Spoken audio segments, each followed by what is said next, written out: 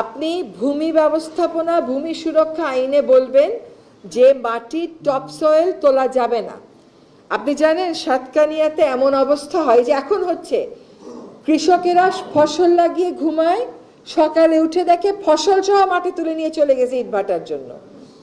আপনি 4টা ম্যাজিস্ট্রেট দিয়ে এত অনিয়ম নিয়ন্ত্রণ করতে পারবেন?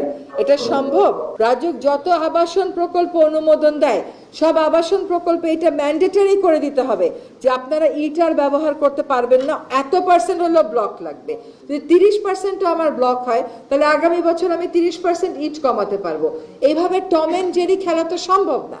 আপনার আইনে স্পষ্ট করে বলে দেওয়া আছে, স্পষ্ট করে, যে সকল ডিসি নিশ্চিত হয়ে দেবে মাটির উৎস কোথায়।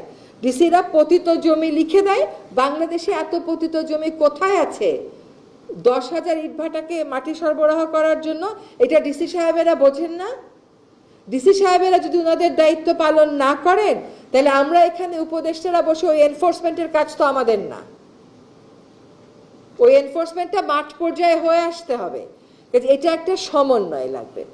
এখন দেখেন, আজকে আমরা এই উদাহরণটা আগেও দিয়েছিলাম, 4:30টার সময় বসেছি। 4:30টার সময় বাংলাদেশে এতগুলো বাতি জ্বালিয়ে মিটিং করার কোনো কারণ আছে?